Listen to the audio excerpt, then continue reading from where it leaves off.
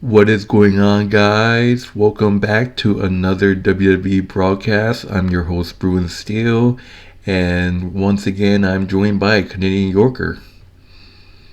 How's it going Hello, tonight? hello, everybody. It's going pretty well tonight. How about yourself?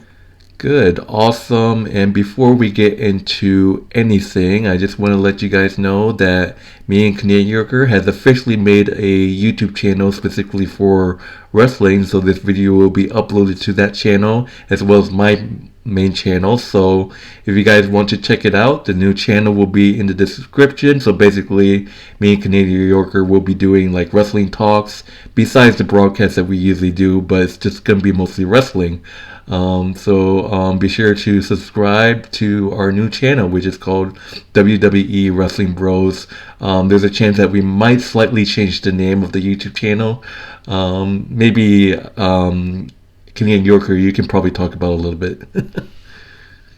Yeah, we come up with a few names for the channel, so that's up in the air right now. But right now, we're just kind of going with the flow and playing everything by ear. But we'll definitely keep you guys posted about when we'll have the channel up and running soon. All right, so today we are recapping the Monday Night Raw that took place on March 4th, 2024, and it took place in San Antonio, Texas, and it is the road to WrestleMania. WrestleMania is around the corner, and I can't wait. I have my own thoughts on like the matches so far, so I can't wait until we do the huge video of our WrestleMania predictions. Hopefully, Canadian Yorker will be there for that. If not, oh well, but we'll see. Hopefully, we get both of us sharing our thoughts on WrestleMania. So basically, yes, so let's get started with the show. So the show starts off with the American Nightmare Cody Rhodes, and obviously, the drama and the shit going on with Cody Rhodes and The Rock and Roman, and Seth Rollins being put in the mix, obviously. And we saw last week Roman Reigns challenging. Last week Cody Rhodes challenged The Rock to a one-on-one match, but The Rock declined it with a counter bet or a challenge, saying that he wants to take on Seth Rollins and Cody in a tag team match, where if Cody and Seth wins, the bloodline will be barred from ringside, and then if they lose, it will be under bloodline rules. So they might make it like no disqualification or stuff like that. So it's gonna be insane. But today, not today, sorry, in the Monday Night Raw, Cody Rhodes um, revealed that he will go to SmackDown with Seth Rollins to tell The Rock to his face his answer. And I'm telling you guys, it's gonna happen. Don't worry. But yes, Seth Rollins comes out as well, and basically, he wants to trash talk The Rock, calling him Diarrhea Rock, which is hilarious. Saying that the stuff coming out of his mouth is basically baby poop, which is hilarious. So I'm not going to dive too much about this segment. It was a great segment. Basically, they just shared their thoughts on what The Rock said. Um, and basically, Cody said that he's going to go to SmackDown with Seth Rollins to answer The Rock's challenge. So we have to see what happened. I am pumped to see these four men go at it. It's gonna go. It's probably gonna turn into a brawl. So I won't be surprised if Nick Aldis like brings out a bunch of security guys for the segment. So we'll have to see what happens. But that is the segment. Probably missed a bunch, but oh well. I don't want to talk too much. But Canadian Yorker, you have the floor. What are your thoughts on this segment with Cody and Seth? Well, there's a lot of things happening. I mean, a lot of stuff's going down with Cody Rhodes and the bloodline facing. He needs help. He's going to need help with going after the bloodline. Seth Rollins is there. Even though Seth Rollins has his own stuff going on right now, he's there to help out Cody Rhodes. And there's a lot of things going on. Oh, so I mean, The Rock cut his promo. Cody has responded. Cody is no backdoor guy. Cody's not gonna try to do some sort of backdoor thing and uh, and try to answer from in some cryptic way. Cody is very straightforward, and he's telling The Rock to his face exactly what he's going to hear. He's going to give his answer. So this is going to be interesting with see how Cody and The Rock interact with each other on SmackDown. As for The Rock and Seth Rollins, I mean, could Seth Rollins have come up with a better insult other than everything coming out of The Rock's mouth is baby poo poo? I mean, what in the world? What kind of insult is that? It just doesn't make sense with that kind of insult. He could have had a better insult, but now The Rock is giving The Rock some more ammo to tear him down. I mean, Seth really needs to work on his insults. Diarrhea Dwayne, I mean, come on, guy. I mean, he needs to have some more better things. You could have called him the Pebble. The Rock is the Pebble. He is the Pebble champion. That's who he is. And he's trying to be the big bad dude, when in fact he's a small man. And what else can you say? I mean, this is all going to culminate and SmackDown. We're going to see what's going to happen with The Rock, Seth, Cody, Roman, and the Bloodline. Jey Uso definitely has to be there to help Cody. I can definitely see Sammy maybe helping him out, but we'll have to see. But Sammy has his thing going on with Gunther. So he's going to have his hands full. But what else can you say? That's just the way things are. I'm trying to remember exactly what else. I can't remember. The Rock basically made fun of Cody's dog. That was. The Rock is going to do what he's got to do. He's The Rock, Yeah. So he's the Pebble Man. That's what he is. I'm just saying this right now. If you guys don't think this is gonna if you guys don't think this tag team match is gonna happen, you're delusional. It's gonna happen. That explains why Seth Rollins is advertised for SmackDown for the next couple of weeks. So, To be honest, I'd rather see, instead of this tag team thing go down, I really would like to see this be sort of like a street fight thing. This should be more like a lumberjack match. When was the last time we had a lumberjack match? The Roman and Cody match got to be a lumber match. Imagine if the lumbers are all the superstars that Roman screwed over. I mean, and that would be very interesting. If we had half of them Cody's beaten, and then the other half of them Roman's beaten. That would make it an bit more interesting WrestleMania. Because the last time, I don't think I've ever seen a lumberjack match before in a long time. But, if they made the stipulation more like a lumberjack match-ish sort of thing, then, if Cody wins, he gets to have a lumberjack match. That would kind of even the odds for the bloodline. So, what else can you do? It is what it is. All right. So yes, moving on, but I do want to mention that there's so many, conclusions or predictions of this tag team match. There's rumors that people might think that Seth Rollins might, cost Cody, turn his back, betray Cody. That would put Seth Rollins in a heel position. So Seth Rollins would turn heel. There's rumors that it's gonna happen. The Rock is gonna portray Roman, and maybe The Rock is secretly working with Cody, but people's no, The Rock is just gonna think of all to himself. So all he thinks about himself, he's just gonna screw everyone. So we have to see what happens. But moving on to the first match of the Raw. Before we get started, I just want to say we just witnessed the end of the era. I tap my hat to the last match of Sting. Sting, congratulations on retirement. What a legend. We say goodbye to Sting. Sting was great. He retired as a champion. So congratulations to Sting on the absolute amazing retirement and a career. I love Sting. So we bid farewell to Sting as well. But I do want to do a video on that as well on our channel. So I'm sharing my favorite moments of Sting. So talking about the first match, we got Gunther.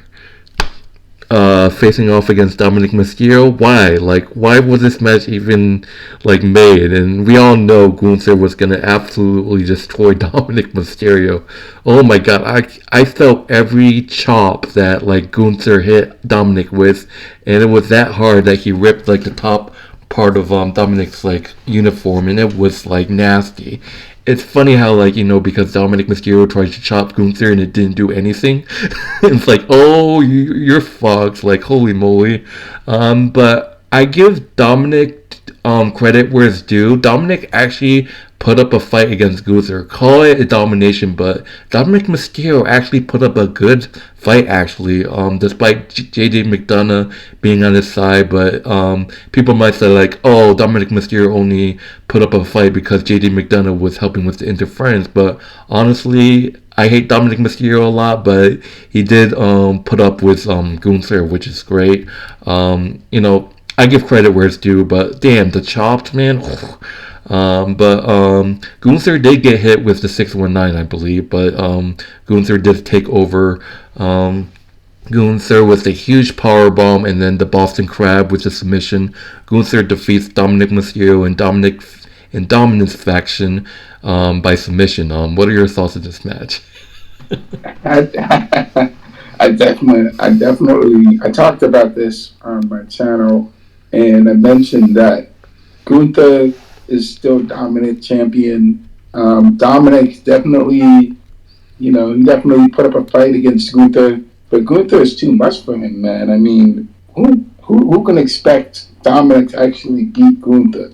But that's not happening because Gunther is, it was just easy pickings for him. Dominik was easy pickings for him, and if you really wanted to take the title from Gunther, you're gonna have to take it off his cold dead body because that's how much it means to him. He's not losing to Dominik Mysterio. Absolutely not. I mean, when he took that 619 from Dominik, and I think he almost powerbombed him twice, but then Dominik actually counted Gunther, and that was kind of surprising to see that go down. It's just Dominik still has a long way to go before he's actually a dominant guy. I believe that he's still finding his stride, as well as JD McDonough. I mentioned last time that JD McDonough needs a push also, to go forward in some sort of way and fashion. He needs to get some wins under his belt as well as Dominik does. I mean, these guys are the two lackeys of the Judgment Day, so they need to get some wins. They're definitely losing. They've been losing a lot of matches. So. All right. Moving on to the next match, we got a women's tag team match. We got Shayna Baszler and Zoey Stark, who's hungry for an opportunity at the Kabuki Warriors, who actually reminding you guys that Damage Control did show up on Raw for other reasons, scouting challengers and stuff like that. The Kabuki Warriors was actually on commentary. Well, they were just sitting in front of Michael Cole and Pat Hartman, like blocking their view. It was hilarious. They were just like all sitting on the announce table. And Shayna Baszler and Zoey Stark are facing the former women tag team champions Kayden Carter and Kayden Chance. It was a great effort by Carter and Chance, but we obviously knew who was gonna win. Just a excellent performance by Zoey Stark and Shayna Baszler. It was. They say that Zoey Stark and Shayna Baszler are babyface, but you're wrong. They're actually heels, so it's basically. Maybe they might have been calling Kayden Carter and Chance the babyface, sorry. But at the end, it was great. Basically, I think Kayden Chance and Kayden Carter kind of got distracted by Damage Control, which gave the schoolboy from Zoey Stark on Chance. So basically, it was a schoolboy pin. Shayna Baszler and Zoey Stark defeats Kayden Chance and Kayden Carter by Pitfall. And right after, we see Damage Control confronting Shayna Baszler and Zoey Stark. They got their wish. It's going to be Shayna Baszler and Zoey Stark against the Kabuki Warriors next week on Raw. So that's going to be a banger of a match. But I expected that match to happen at WrestleMania, so we have to see what happens. So what are your thoughts on this match? If it wasn't for damage control distracting them, then Tanta and Kairi would have a chance to get a shot at the title. But obviously, I don't think the Kabuki Warriors like facing Chance and Carter because Chance and Carter make them uncomfortable because they're really good tag team. So I guess they took their chances and thought that they would be better facing off against Shayna Baszler and Zoey Stark. Honestly, we're going to have to see how things go down and what's going to happen. They probably might.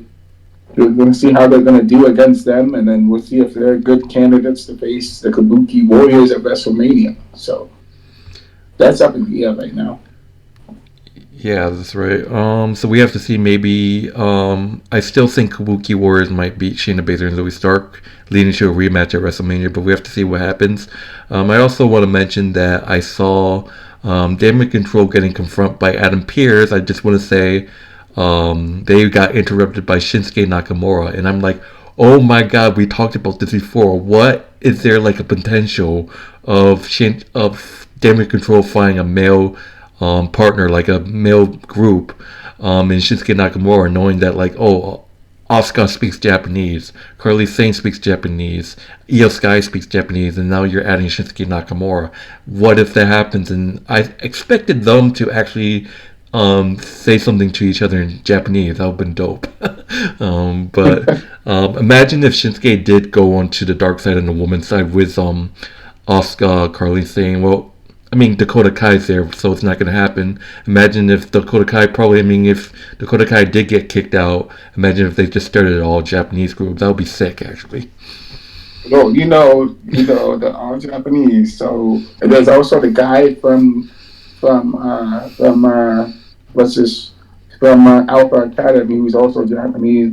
If they get him also on that, we got a Japanese faction right there. It makes sense if Shinsuke Nakamura joins Damage Control. That makes them a very interesting faction right there. If they join, they also get that guy Tetsuda from Alpha Academy to join them. Also, man, we're gonna have a very interesting year next year with Damage Control, Shinsuke, Tetsuda together. We actually talked about this. This should be a very interesting viewpoint, and what they're going to do in the future, I find that very interesting. But that's pretty exciting.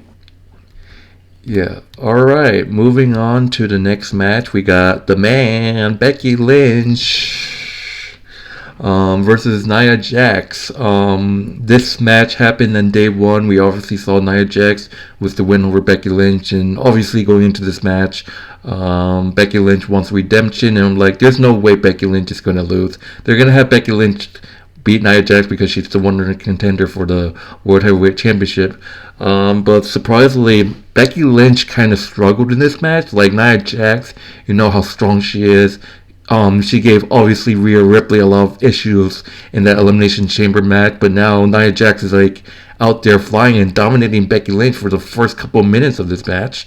But then Becky Lynch tried to fight back, at some point it's like, she kind of got it, but Nia Jax is just bigger, it's like Becky Lynch, there's no way that she can hit a manhandle slam on Nia Jax. And then at the end, I thought she was actually going to win. It's like, really, you're going to book Becky Lynch losing again? That's when Nia Jax hit the leg drop off on top of the rope, which crushed Becky Lynch. I was surprised Becky Lynch kicked out of that leg drop. Nia Jax did the ass move, like the ricochet, like the stinky face on Becky Lynch. But at the end, it looked like Becky Lynch had the match won. It looked like she was like the momentum's coming back to her side. But then, the results from last week, Becky Lynch interrupting Liv Morgan, but now it's Liv Morgan. Liv Morgan out of nowhere doing the favor. Liv Morgan dies off just like Becky Lynch did, causing the disqualification like Becky did. So Becky Lynch causing Liv this last week, and now it's Liv causing Becky, which Nia Jax defeats Becky Lynch by disqualification. So I guess put that in another record win for Nia over Becky, I guess. But not a fair way, but yeah, because of the interacting between Liv and Becky, a one-on-one match has been scheduled for both of them next week, which is going to be fire. Is that all you want? This is all what Liv Morgan fans and Becky Lynch fans want. After all the talks and arguments online, you're getting what you want. Liv Morgan and Becky Lynch next week. So, what are your thoughts on this Nia Jax and Becky Lynch match ending in disqualification?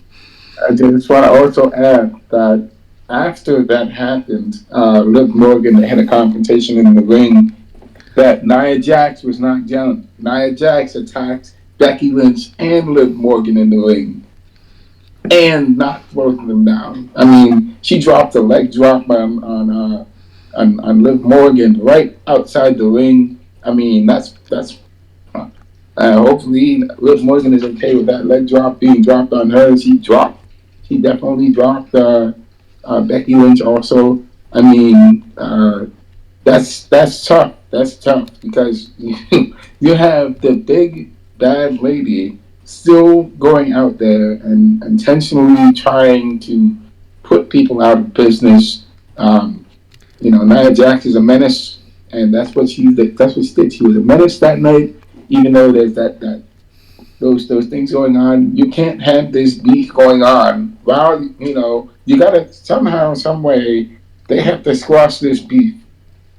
They have to squash this beef with Nia Jax and take her out of commission, so she can stay out of commission, so they can continue their beef.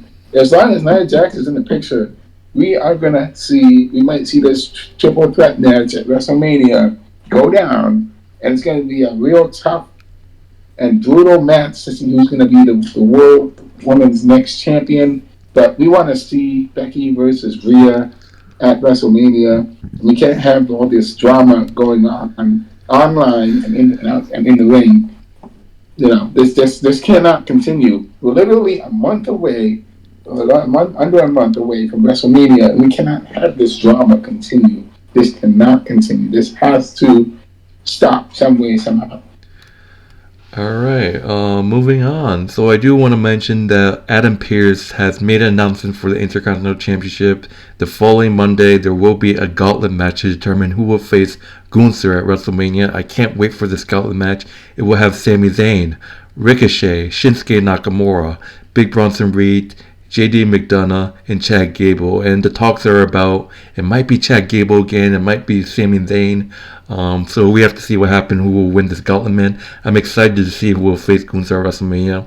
I'll say the all-time favorite is probably Chad Gable. But moving on to the next match, we got a returning Andrade.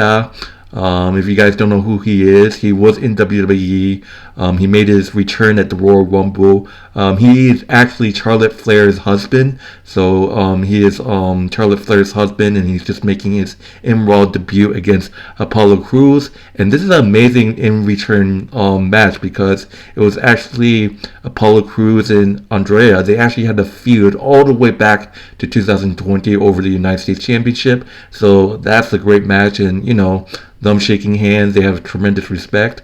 But come on, you all know who was going to win. There was no way that Andrade was going to lose his first match back. And no disrespect to Apollo Crews, this guy is looking like a part-time timer right now. We haven't seen him. I mean, me and you saw him at the dark match that he was at the Raw event that we were at back in December. So Andrade was able to defeat Apollo Crews in his first match back with a hammerlock DDT. Like I said, there was no way that we were going to hand him his first loss back. What are your thoughts in this one-on-one match? It's great to see Andrade back. It's great to see Apollo Crews back as well. There's no way he would lose his first match back. That's not the way to lose, and when you make that kind of entrance. So, I mean, I wish him the best luck. I wish him the best going forward, and also same for Apollo Crews. Hopefully, he can get himself back in the saddle, and we can see him be more active in not just doing dark matches, but actually wrestling on live and in the ring on TV. So, I'd like to see more of that coming forward. Yeah, and there's been a lot of storylines where Andrea's gonna start because it seems like he's always visiting Dominik Mysterio, or Dominik Mysterio is always visiting him, and there's rumors that, oh, what if Andrade turned to the dark side and joined Judgment Day because he's always seen with Dominik Mysterio. I mean, when I first saw his promos, I actually thought maybe he might be a heel because his like promos are all dark, kind of like a Shinsuke Nakamura feel.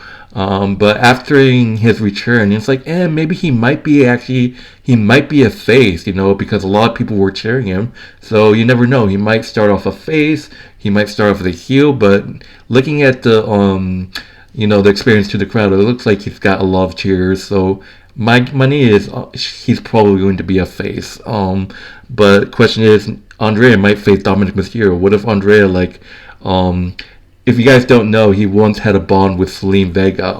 They had a partnership back in the day. Selene Vega and Andrea. There's rumors that those two might reconnect, but you all know because Vega's already on LWO, is there a chance that he might join LWO? That'd be insane. But we have to see what happens. So, moving on, we have the next match. We got Imperium and Judgment Day. Damien Priest, Finn Balor, and Giovani, Vinci, and Ludwig Kaiser. I'm going to do a little different this time. I'm going to switch it up. Canadian Yorker, I'm pretty sure you saw this match. I'm going to just let you go first and see, usually, because it's usually me talking about the match first and then asking you what you thought about the match. But I'm going to ask you now. You watched the match probably, or you want me to describe it to you. But what did you think of this Imperium and Judgment Day match, where Judgment Day defeats Imperium? Please describe it to me.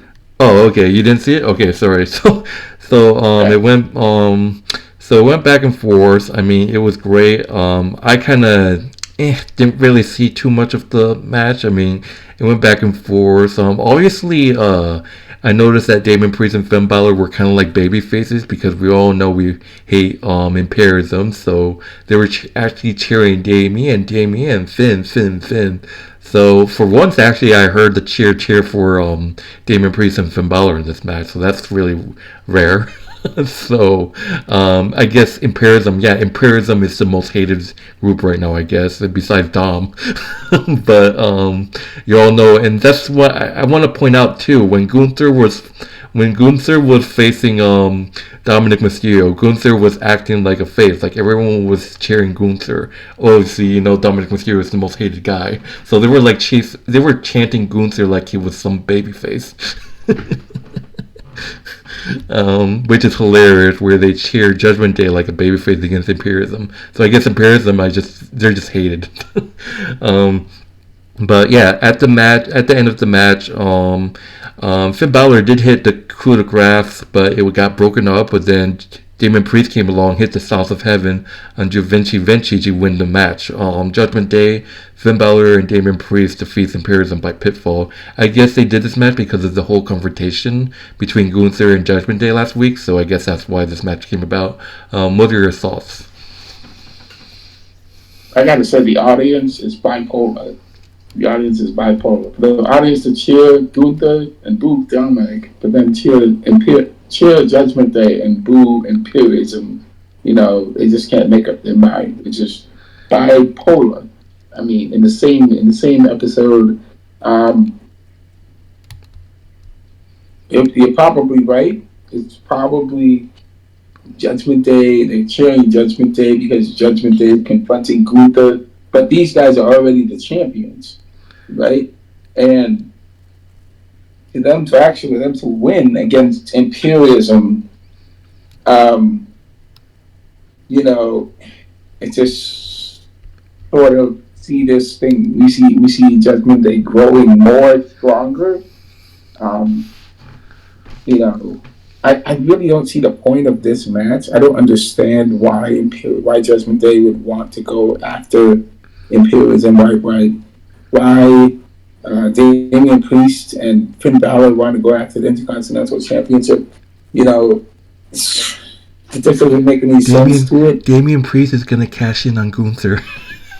I hope not. Why would he cash in on Gunther? Because Why would he? He has bigger fish to I'm fry. telling you, He Damon can. Priest might pull Austin Theory. Do you know how like Austin Theory failed his cash on the United States title? What if Damon did the same thing and failed because all the times that he failed on Seth Rollins, Yeah. he hasn't even tried to cash in on Roman Reigns, and I accept his decision because you're not gonna cash in on Roman. That's just crazy.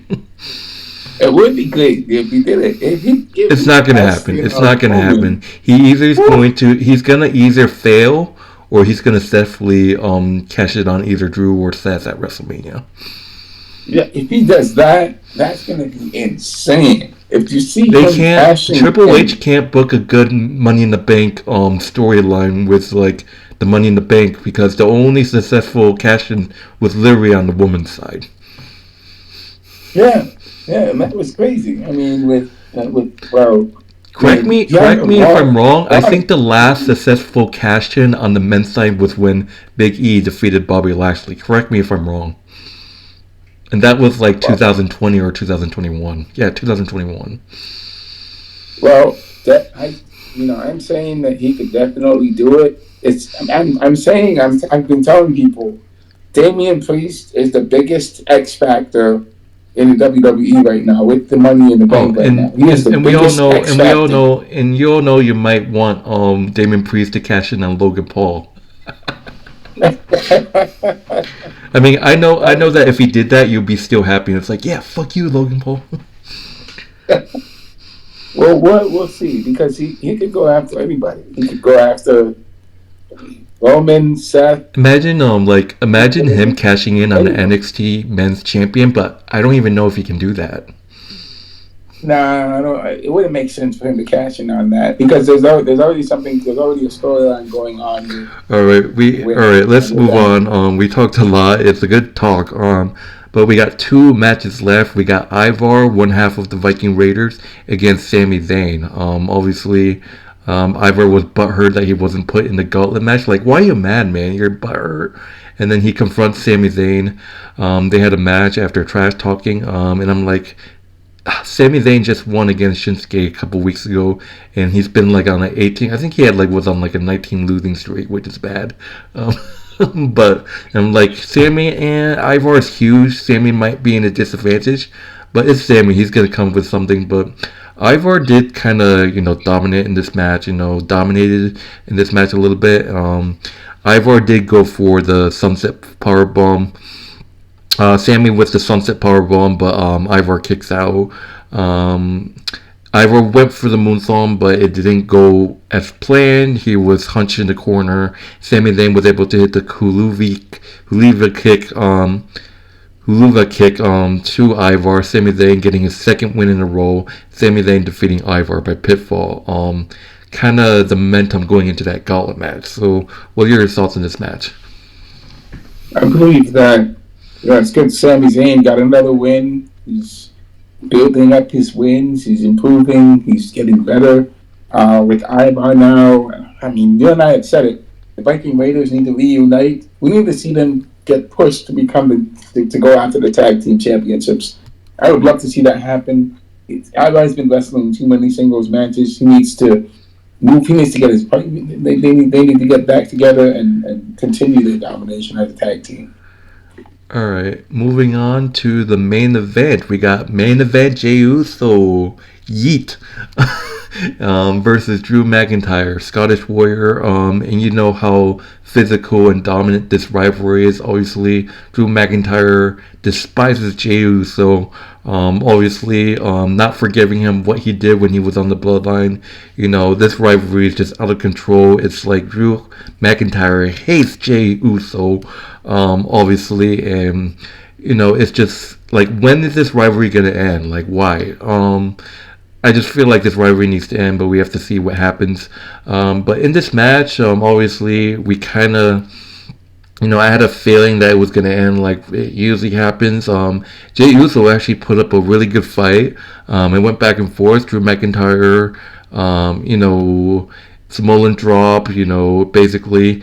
And, at the end is when it got crazy. Solo Sikoa showed up, and I'm like, Jesus Christ, here we go again. What does Solo Sikoa had to do with Jey Uso? And then Cody Rhodes coming out to make the save, and both Cody Rhodes and Solo Sikoa into the crowd brawling. And then once again, Drew McIntyre, Jay went at it. Super kicks, Jey Uso with the super kick, counting the Claymore.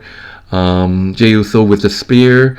And once again, Jimmy Uso just can't help himself. And then once again distracts Jey Uso in the crowd. And then Drew McIntyre was able to capitalize with the Claymore to get the win. Drew McIntyre defeats Jey Uso with the Claymore thanks to Jimmy Uso. And Jimmy Uso grabs a steel chair. He wants to end Jey Uso's career, or whoever wants to hurt his brother. And Seth Rollins comes out for the save and basically runs past Drew McIntyre, who's like, what the fuck? By the way, Seth Rollins said that he's 100% clear from his knee injury, so we have to see what happens. Seth Rollins kicking the steel chair to Jimmy Uso's face. And he got his back turned. Drew McIntyre comes back to the ring, and then hits the huge Claymore on Seth Rollins, holding the title in his face, yelling at him and trash talking, which ends the event. So Drew McIntyre claymoring Seth, probably telling him that I'm going to take your title. I kind of knew that Drew was going to attack Seth at some point. So yes, Drew McIntyre defeats Jey Uso, and Chaos came out, and it just happened quickly, ending the show. So what did you think of this main event? There's a lot of moving parts there. First, I don't think that Jey Uso and Drew McIntyre are going to squash this beef anytime soon. This is not going to end at all. Even after WrestleMania, it is not going to end. I believe we're going to see a Drew McIntyre versus Jey Uso wrestle a world heavyweight title match. Once Drew McIntyre beat Seth Rollins at WrestleMania, that's going to happen. This is not going to go away anytime soon. And Solo Sikoa, of course, they're Solo and Jimmy are there to torture Jay. They want to take Jay out of commission. And this is, I think, Roman Reigns sending a message to Jay. He doesn't want Jay to come to get himself involved in this business. But Jey Uso knows he needs to be there to help Cody Rhodes out. Cody Rhodes there to save Jey Uso from the bloodline. I'm surprised. Sami Zayn has this thing going on. I guess Sami Zayn is occupied right now, so he can't be in two places at once to save Jey Uso.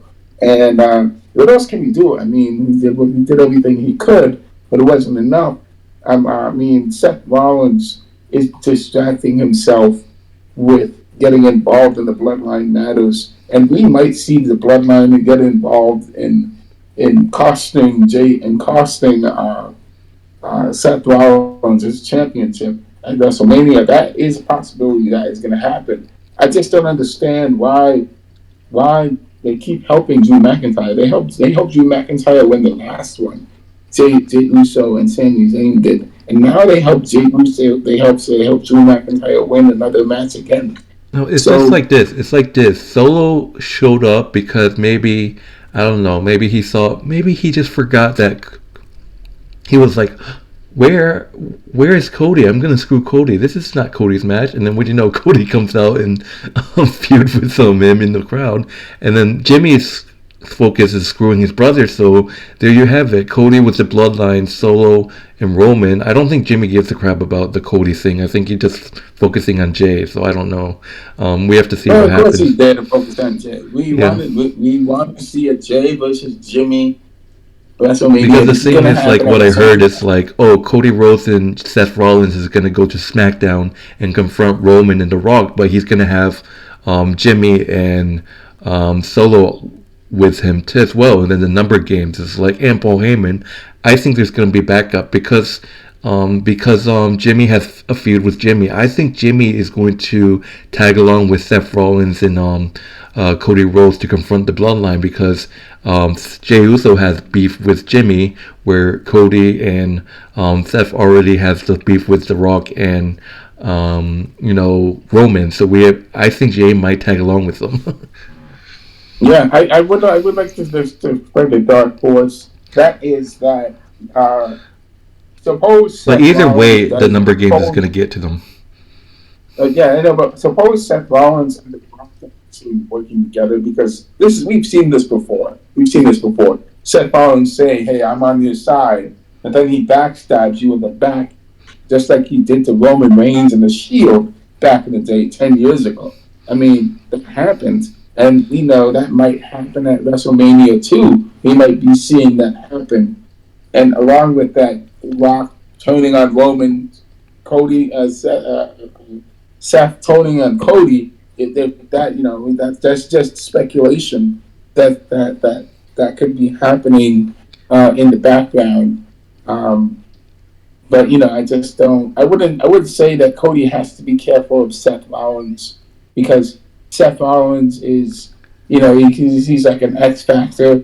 He has a whole backstage of WWE superstars who would be more than happy to help him face off against the Bloodline. He doesn't need Seth Rollins to help him face the Bloodline. He can get other people to help him. He can get other people. There's plenty of people on SmackDown and Raw that can help him out. All right, so that will do it for the Raw. It was a great show. In terms of grading, I give this show a plain A. How about you? I will give it an A. A. All right. So yes, that will do it for our Monday Night Raw broadcast. My name is Bruin Steele. This is Canadian Yorker. Once again, we made a new channel. Be sure to subscribe to that new channel. It will be in the description of this video. And this video will be uploaded to that channel as well as my main channel. If you haven't done so, like, subscribe. And if you haven't checked out my friend Canadian Yorker's personal main channel, it will also be in the description of this video. And we are done. Hope you guys enjoyed this broadcast. Enjoy your Wednesday night. And Canadian Yorker, any last thoughts before we end this? No words. Just hope have a great weekend and a great day tomorrow. Alright, so that will do it. Take it easy, guys, and we'll see you guys next time. Take care.